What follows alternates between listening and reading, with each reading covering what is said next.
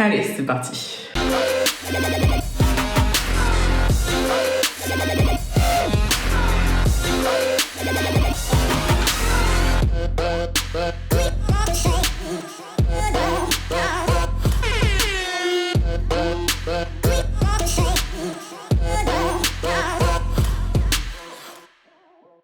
Hey, what's up? Bienvenue dans cette nouvelle vidéo. Je suis Tia Brown Sugar. Si vous débarquez et que vous vous demandez qui je suis aussi quelqu'un de malade. J'ai une bronchite, je suis au bout de ma vie, mais ça ira. Donc il y a des chances qu'il y ait énormément de coupures dans cette vidéo pour que je puisse tousser. Je m'en excuse, mais je vais faire au mieux. J'ai pris un petit thé. Normalement, tout devrait bien se passer. Cette vidéo n'était pas prévue. Je pensais revenir directement l'année prochaine avec les vœux et tout ci, tout ça, voilà. Et je me suis dit que ce serait quand même bien, surtout que ça fait un moment que je n'ai pas fait de vidéo et que c'est pas cool, de vous faire une vidéo bilan. Bilan 2021, mon ressenti sur cette année écoulée.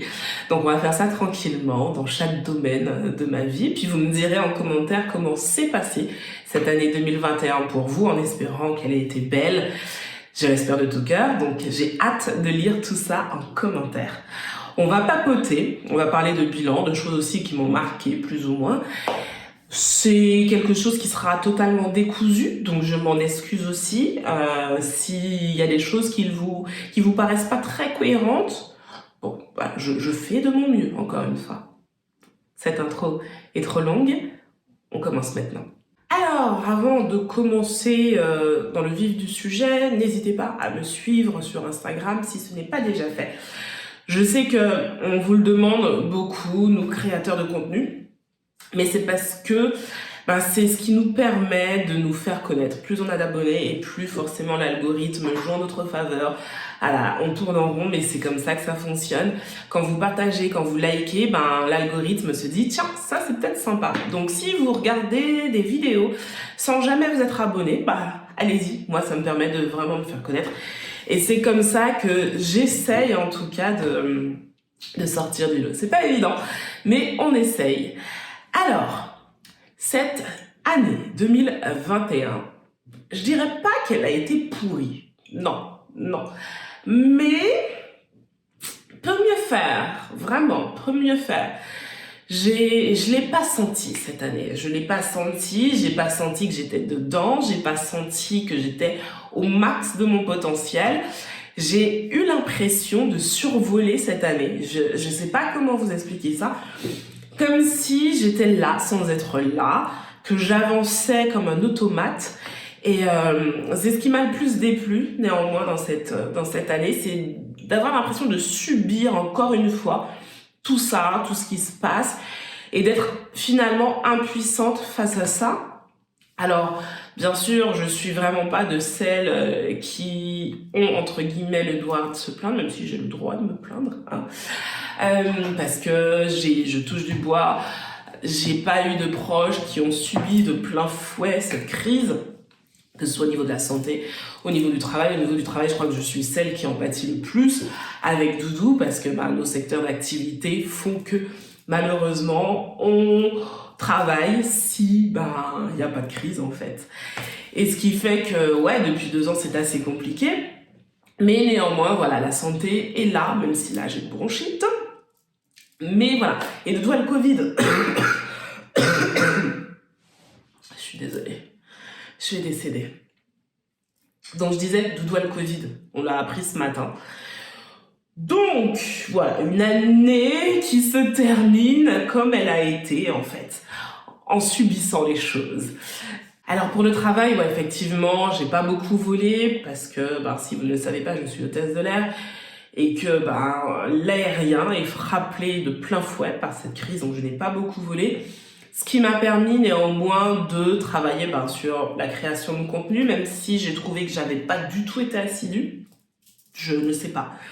Après, j'ai aussi repris mes études, donc il y avait une grosse partie de mon temps dédiée à mes cours, à mes stages. Et donc ça prend énormément de temps. Ensuite, pour la partie santé, ça a été plutôt cool. C'est-à-dire que jusqu'à là, j'ai pas été malade. Ou très peu, quasiment pas en fait, quasiment pas. Donc à ce niveau-là, ça a quand même été cool. Et puis après, bon, les finances catastrophiques, hein, on va pas rentrer dans le sujet, on verra ça l'année prochaine, c'est-à-dire dans une semaine. Là, 2021 financièrement, vous avez les gouffres, moi je suis en dessous. Voilà, je ne peux pas mieux définir ma situation actuelle. Mais voilà, il n'y a pas mort d'homme. Et n'empêche que cette année, comme l'année d'avant, comme 2020, m'a permis aussi de faire un travail peut-être plus en profondeur sur moi, sur celle que j'étais, sur celle que je voulais être, celle que je voulais incarner, celle que je voulais devenir. Parce que finalement, ça c'est un travail quotidien. Et c'est un process qui prend du temps parce qu'on a l'impression à un instant T de savoir ce que l'on veut. Et puis les aléas de la vie vont faire que on va changer, on va évoluer, et puis ce qu'on pensait être ancré dans la roche, va voler en éclats. Et donc, ouais, je crois que depuis 2020, je suis dans cette introspection où j'essaye de découvrir véritablement celle que je suis, et surtout celle que j'ai envie d'être. Surtout ça, parce que celle que je suis aujourd'hui, je suis plutôt fière d'elle. C'est plutôt pas mal quand je vois l'évolution depuis quelques années. C'est plutôt pas mal. J'aime la femme que je suis en train de devenir. Rien n'est parfait, bien sûr, et je n'espère pas être parfaite. Je serais juste ennuyeuse, c'est pas le but. Mais en tout cas, je suis en cohérence avec mes valeurs, avec mes idéologies, et ça c'est cool. Ça c'est cool. C'est pas évident tous les jours parce que, comme je l'ai dit, hein, c'est un travail quotidien, de longue haleine. Et puis des fois aussi, quand on fait ce travail, on est face à une réalité qu'on ne pensait pas vis-à-vis de nous. Et ça, c'est dur. Ça, c'est dur de se dire, ouais, en fait, je suis pas top, hein. Je suis vraiment pas top. Je suis pas top et je peux mieux faire, beaucoup mieux. Et ce n'est pas toujours l'autre qui a tort. Moi aussi, j'ai ma part de responsabilité. Et donc ça, c'est grâce à ce travail d'introspection que j'y arrive. Il y a encore beaucoup de choses à faire, le chemin est encore long. Mais c'est cool parce que tant qu'il y a de la vie, il y a de l'espoir, hein, j'ai envie de vous dire. Et donc voilà, donc en gros, j'en tire quand même du positif de cette année 2021. Même si en 2020, je m'étais dit non, mais avec la crise, les gens vont revoir leurs priorités et puis le monde va changer, on va vraiment entamer un processus positif. Puis en fait, non. Pas du tout. Alors bien sûr, il y a des choses positives et ce serait totalement malhonnête de dire le contraire. Mais à côté de ça, il y a tellement de choses qui vont en tout cas dans une direction qui ne me parle pas du tout, que je me dis waouh. Soit on n'apprend pas de nos erreurs, ou soit on pratique la politique de l'autruche. Et c'est effrayant, ça en devient effrayant. Mais bon, j'ai quand même cette naïveté, j'ai cette utopie de me dire mais si, ça va aller. Faut y croire, je ne sais pas dans combien de temps, je ne sais pas si 2022 sera l'année de la délivrance où on va se dire on sort sans masque, la vie redevient comme avant, on peut aller danser, ça me manque de danser. Ouais, danser, ça me manque et pourtant, avec l'âge, je suis de moins en moins une fêtarde, quasiment pas. Moi, j'adore les petits plans pépères entre amis, autour d'une grillade, avec des petites bouteilles, voilà, ça c'est plutôt mon ambiance, mes ambiances.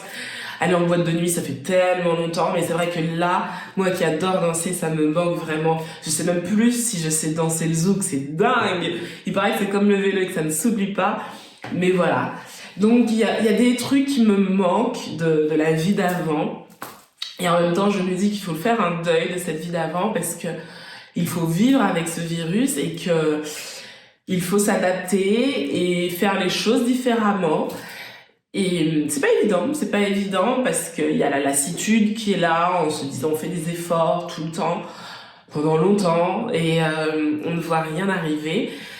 Mais en même temps, il y a des gens qui vivent tellement pire que je me dis, si moi, mon lot à supporter, c'est ça, Bon bah voilà, voilà, je le fais et puis qu'advienne que pourra. Vraiment, j'en suis à ce stade-là, qu'advienne que pourra, profiter de la vie, profiter de l'instant présent, même si on le sait, hein, tout le monde le sait, tout le monde sait que demain ne nous appartient pas. Je crois que souvent, on a tendance à reléguer l'instant présent à plus tard. Et c'est dommage, et c'est vrai que depuis 2 ans, j'en prends un petit peu plus conscience plutôt, à chaque fois. Et ouais, l'instant présent, c'est tellement important. C'est tellement important de prendre du temps pour soi, en priorité, avant quiconque. Ça peut paraître égoïste, mais en même temps, si on ne va pas bien, les gens que nous aimons ne vont pas bien non plus. Et prendre du temps pour soi, ensuite prendre du temps pour les gens qu'on aime, et puis le matériel vient après. Alors bien sûr, il y a pour certaines personnes des valeurs différentes, et je l'accepte totalement. Je crois... je vais y arriver, pardon. Je crois que on se doit, avec ce que l'on vit, être bienveillant encore plus maintenant vis-à-vis des autres, vis-à-vis de leur façon de penser. Il n'y a pas qu'une vision, il n'y a pas qu'un chemin. Et ça, c'est important aussi de le voir, de le comprendre. Et moi, j'essaye tant bien que mal, je dis pas que j'y arrive tout le temps, hein, mais j'essaye tant bien que mal de me dire que j'ai une vision et que d'autres ont d'autres visions et qu'ils ont raison dans leur vision. Et que même si c'est totalement contre ce que moi je souhaite véhiculer comme message, si ça n'empiète pas sur ma liberté, ben allez-y quoi. Allez-y, vivre et laisser vivre. Et c'est vrai que j'ai de la chance de vivre en Allemagne, en tout cas à Berlin, parce que toute l'Allemagne n'est pas comme ça, mais à Berlin, c'est vrai que il y a cette bienveillance, je trouve, qui fait un bien fou. Il y a un respect de l'autre mais ça vous change la vie en fait. Ça vous change la vie quand vous arrivez quelque part et qu'on vous fait un sourire, plutôt qu'on prend son sac comme ça. Et donc ouais, cette année 2021 m'a aussi permis de réaliser que j'étais bien à Berlin. Je suis vraiment bien à Berlin, j'ai de la chance d'y être. Et donc on va y rester encore un petit moment, je ne sais pas combien de temps, pas éternellement, mais on va rester encore un petit moment. Et puis voilà, l'année 2021 c'est ça. Et puis mon afro, l'afro c'est par rapport aux dernières élections de Miss France et la polémique qu'il y a eu autour de Miss, je sais plus d'où elle était. Mais voilà, la Miss qui s'est lissé les cheveux et voilà, il y a une polémique autour de ça et c'est vrai que j'ai eu envie de faire cette coiffure pour cette vidéo parce que ça fait partie des dernières choses qui m'ont un peu marquée dans la représentation de soi, dans ce qu'on incarnait. Et je disais, hein, je suis dans ce process de qui je suis, qui j'ai envie d'incarner. Et c'est vrai que quand je vois cette jeune femme qui, dans un post, dit que pour cette grande occasion, elle a voulu styliser ses cheveux qui sont à la base afro, et donc qui les a lissés. Voilà, je me dis, mais on n'a rien compris en fait. On n'a rien compris. On n'a rien compris parce que ce cheveu naturel que tu portes fièrement au quotidien, tous les jours, il doit aussi être porté fièrement pour les grandes occasions. Et c'est vrai qu'aujourd'hui, j'ai l'impression qu'on n'est pas encore arrivé à ce stade-là où on se dit que le cheveu afro, oui, on peut aller faire ses courses avec, oui, on peut aller travailler, mais on peut aussi se présenter à une élection de Miss avec, on peut aussi aller à un dîner, à un gala, sur un tapis rouge avec. Et c'est vrai qu'on a tendance, quand on a les cheveux afro, à vouloir les styliser pour une grande occasion, comme si ça, là, cette couronne, ne se suffisait pas à elle-même. Et je crois que le travail est encore énorme à faire à ce niveau.